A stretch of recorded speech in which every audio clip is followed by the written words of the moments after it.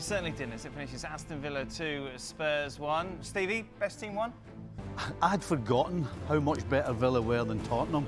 You know, it's amazing how a little bit of pressure during the second half kind of makes you forget about how bad it was in the first.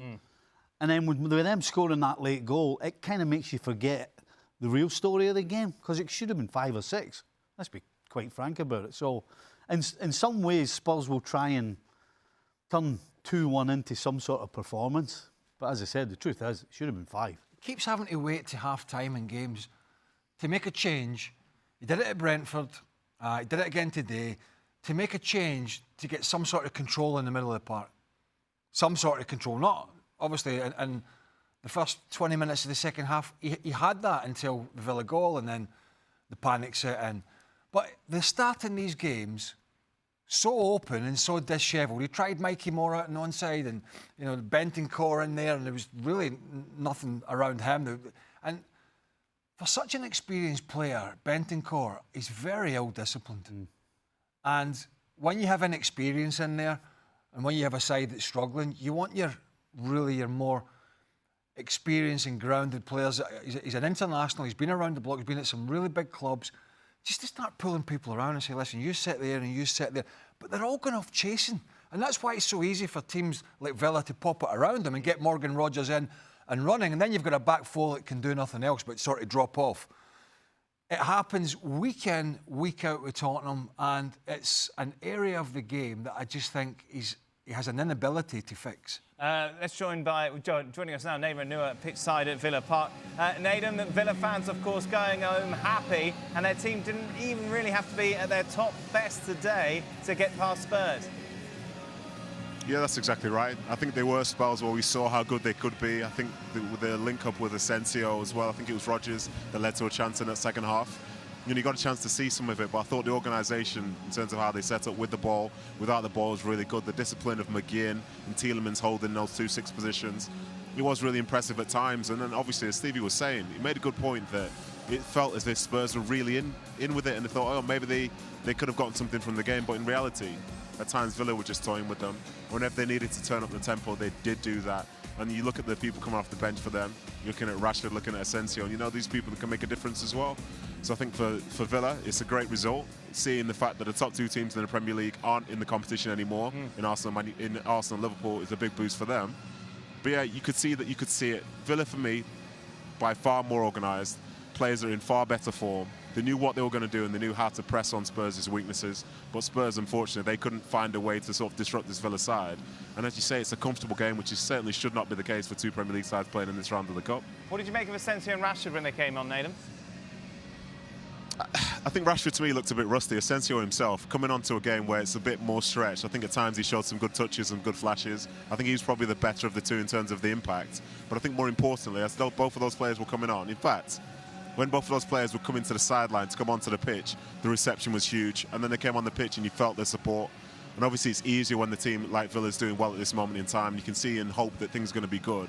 But they came on and they did their part. Obviously Rashford himself, first thing to do in the Villa shirt is land an elbow into the head of Danzo. It's not really what we expect from him, but maybe he's not going to do that week to week. But I think Asensio looked like he understood it more from the get-go. And for Rashford himself, it might take time. But as we've seen, he's not really played much football over the last few weeks as well. So we'll have to see. The draw, of course, is tomorrow, Kieran. You're looking at it, and as Nedum says, you've got no Arsenal, no Liverpool. Someone like Aston Villa have a real chance here. They do, and especially with this new look Villa side with these signings.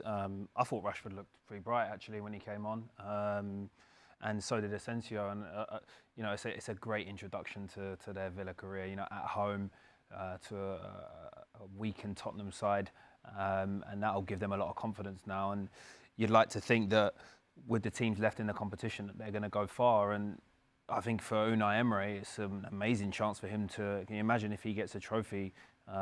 Having that on his record for Aston Villa, he'll go down as a legend, one of the greatest managers that Villa have had. So it's become an important task for them now. Liverpool out, Chelsea out, Arsenal out, City beatable, vulnerable. United very beatable. United absolutely bang average. Newcastle still in there. They'll be looking at it. They're in the Carabao Cup final. Definitely. Eddie Howe will be thinking, oh, hold on a minute. Yeah, Bournemouth as well in that conversation. So it's actually, in some sense, it's nice to see maybe sometimes a little bit of a sea change. Managers take a risk, play weakened sides, get knocked out. All of a sudden, there's a chance for other clubs to maybe take it a bit more serious. Let's see. Let's hope that they do that. Let's hope that now that some of the big wigs are out, not them all, but some of these other clubs that are comfortable in the Premier League don't start making a host of changes, because with these teams out, it's probably as good an opportunity as you're going to get to go to a final and possibly win it. We always talk about in the league, it's the next game, it's the next game. For players, when you get to this stage, you do look and see who's left in it, and you do think about the final. You don't think about the next one, you think about the final. So this is why the FA Cup is so unique. Where do Spurs go from here now? Oh my goodness. They've got Manchester United next. I honestly don't know, because I think Ange got out-coached today. Did you? It's a term I hate, but I think it's true. Nedum was saying that you got McGinn and Tielemans who held the position, were always in a position to go forward or in a position to defend or cover, as opposed to the opposition who were, Craig said, all over the shop. And you got to think that Ange isn't giving them orders to stay. Right. Because they've been doing it for too long. So clearly there's a bit of coaching lacking here from Ange, I believe, because when you're in midfield, you get so overrun all the time, game in and game out, and week in and week out. That's a coaching point that a coach has to sort out, and he's not doing that. So that's why I think today Unai Emery absolutely got the better of him. What did Ancelotti say at Real Madrid? One of the best coaches that's ever coached. When they were having the problems, he said, I might have to take one of the front three out the side in the big games to get an extra midfielder on. Strengthen it all. We have the most open Spurs team I can remember. Certainly one of the most open in the Premier League. It's got 4 attackers away from home and only 2 midfielders at Villa Park. That's bad preparation. That's bad tactics. They've just come off a 4-goal battering. The back line is undermanned and inexperienced, and you've got 4 guys there in the forward positions and only 2 midfielders away from home, and you're already struggling.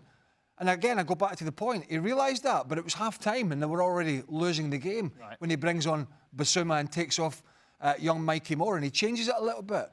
But does he not see that before the game? He already knows that they have a huge problem in the middle of the park, stopping teams, keeping their shape, and yet he comes to Villa Park very vulnerable and thinks he can play 4 attacking players, and he's not going to get outnumbered by Villa. It's crazy. And to Craig's point, they just don't look like they have anyone in the squad or on the field that is galvanising the team. And no, there's no leaders there. There's no leadership. There's just no leadership. Don't be in charge. Nedum, where do Spurs go from here? It's a good question. I think the leadership side of things is definitely going to be questioned, because Son's the one who's the captain for this game, but look at the form that he's been in throughout this season. And as you get a chance to watch him up close, I don't think he's really a driving force. And even for me, I don't know if the guys noticed this, but when the goal went in to make it 2-1, Tell's sprinting to get the ball, but the other players are sort of like ambling back in. It's almost like the belief itself wasn't there. Like, here's a big moment, like the crowd for them was more excited than it felt like the players were. But I think, as you say, where do they go from here? Well, the next game's against Man United at home. Like, talk about a game which is going to be so chaotic, and it almost feels like a must-win, because for all the criticism that, say, Spurs have received, United have received similar. Like, they have to win this game. They're out of the FA Cup. They've obviously got the Europa League to try and find a way to play something there, but you need to finish the season well, and this could be the start. It could be, but if they play in the way that they've played now, and in fact, let me readdress that. I've been to United the other day. I've been here to watch Spurs today. And 2 halves of football that I've seen from both of those sides were probably as poor as I've seen throughout this entire season. So what these plans are going to be for that game itself, I'm not sure. And maybe it'll come down to a bit of individual quality, and hopefully from a Spurs perspective, they can find that on the day, because in terms of general play, I'm just not seeing it at this moment in time. It's been a great story. It was a great story at the start. Yeah, obviously. The change in philosophy, the change in football, the entertainment value, the attacking that they did. But maybe you could put some injuries in there, but it's become a bit of a shambles. hasn't it? It doesn't seem to be any answers. He hasn't got the answers to the question. And look, is he causing the injuries by training and playing, or is it the end? Whatever it is, he's got it. He has them. And it wasn't the injuries that decided he was going to play 4 attacking players today. It wasn't the injuries that decided they couldn't pass the ball 10, 20 yards at Anfield the other night, which they couldn't. So if you're looking at it just objectively, He's getting nothing. There's no argument. It's difficult to put an argument forward why Tottenham wouldn't make another change in the management position. And if you get beat off Man United the way they're playing, then if he gets to that point, I don't think he survives. Here's the thing: when you're in charge, it's not just about your tactics and your philosophy and all these lovely phrases. You have to be able to get your players up to start a game, to ready to go when the whistle goes. At the very, if you've got loads of injuries, everybody will have sympathy for you.